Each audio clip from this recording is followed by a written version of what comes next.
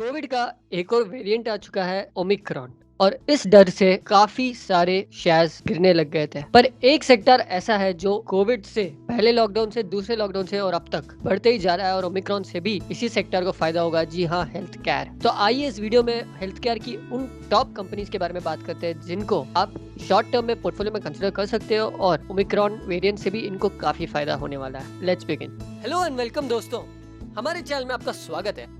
मैं हूं दीपक, मैं एक सीए हूं और इस चैनल के द्वारा हमारा यही प्रयास है कि स्टॉक मार्केट के बारे में बेसिक से एडवांस्ड ए टू जेड आपके लिए सिंपल से सिंपल शब्दों में वीडियोस लाए ताकि आप सीखें और वो गलतियां ना करें जो हर कोई शुरुआत के दिनों में करता है।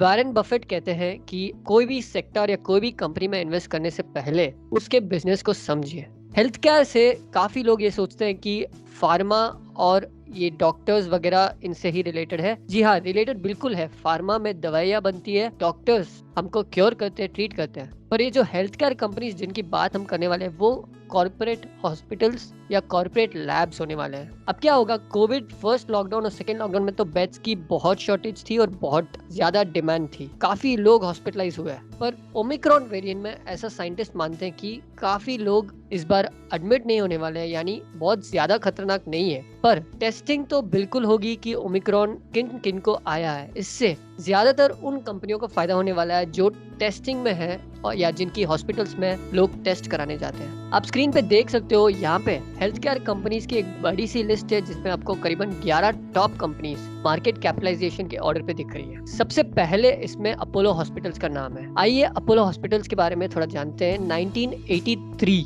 में अपोलो हॉस्पिटल शुरू हुआ था, प्रताप रेड्डी जी ने शुरू किया, डॉक्टर प्रताप सी रेड्डी। अब इसकी सबसे खास बात है कि अपोलो का brand name world wide famous है। बहुत सारे लोग अपोलो में ट्रीटमेंट कराने, कैंसर की ट्रीटमेंट एक्सेट्रा कराने इंडिया में आते हैं। इसकी मार्केट कैप करीबन 70,000 करोड़ है, यानी ये सबसे बड़ी हेल्थ केयर कंपनी है और प्राइस करीबन 4,800 है। अभी पिछले एक साल में इसने 100% रिटर्न यानी डबल हुआ है। अगर आप चार्ट देखोगे तो काफी देर तक ये 1600 के पास था, सितंबर 20 तक। पर जैसे ही इसने एक ब्रेकआउट दिया और वहां से ये शेयर इतना भागा करीबन 5,000 रुपए तक, फिर थोड़ा सा करेक्शन हुआ 4,000 तक और जैसे ही नवंबर की उन्होंने रिजल्ट अनाउंस की फिर से पहुंची है 5,600 की हाई और अब मिल रही है करेक्शन में 4,800। इसको आप मेनली शॉर्ट टर्म के लिए भी कंसिडर कर सकते हो क्योंकि सुनने को आया है कि ये निफ्टी 50 में इंक्लूड हो सकता है जिससे शेयर प्राइस और बढ़ सकता है। आप एक नजर सेल्स पे भी डाल सकते हो कि कैसे कोविड के आते ही यहाँ पे जो इसकी सेल्स करीबन मार्च 2019 में 2,500 करोड़ थी, कोविड के बाद 3,000 करोड़ छू के और अभी 3,700 करोड़ तक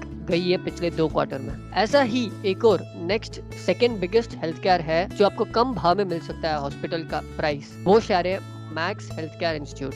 आप स्क्रीन पे देख सकते हो करीबन 40,000 करोड़ है इसकी मार्केट कैप, यानी कंपनी उतनी बड़ी है। 397 400 के आसपास ट्रेड कर रही है। 470 का हाई बनाया और लो था 130, यानी इसी साल में 130 से इसने 200% रिटर्न बना के हाई बनाया था करीबन 473, अब मिल रहा है 400। अगर आप चार्ट देखोगे एक नजर पे बिल्कुल भागता हुआ नजर आता है ये शेयर। अगर आप इसकी सेल्स पे नजर डालोगे ना तो आपको पता चलेगा कि बहुत ही बढ़िया ग्रोथ है। मतलब 71 करोड़ से 281 करोड़ हुई अक्टूबर 2020 में और फिर इसने और भी बढ़ाई, 500 करोड़ की सेल्स तोड़ी जुलाई 2021 में। तो इस शेयर को भी आप कंसिडर कर सकते हो ओमिक्रॉन के जब तक आप चलती रहती है चर्चा। पर सबसे इम्पोर्टेंट चीज ये है ओमिक्रॉन के बारे में कि इसमें टेस्टिंग काफी होने वाली है इस बार और टेस्टिंग से रिलेटेड 2 अगले स्टॉक में आपको दिखाने वाली, जिसमें पहला है डॉक्टर पाथ लैब्स, लाल पाथ लैब्स जो इस कंपनी का नाम है। ये टेस्टिंग में सबसे बड़ा कंपनी है, करीबन 28,000 करोड़ और मार्केट कैप इसकी, और 3,400 रुपए पे ये ट्रेड कर रही है। 4,246 का हाई लगाया था और 2,000 की लो, यानी अगर आप इसकी चार्ट पे एक नजर डालते हो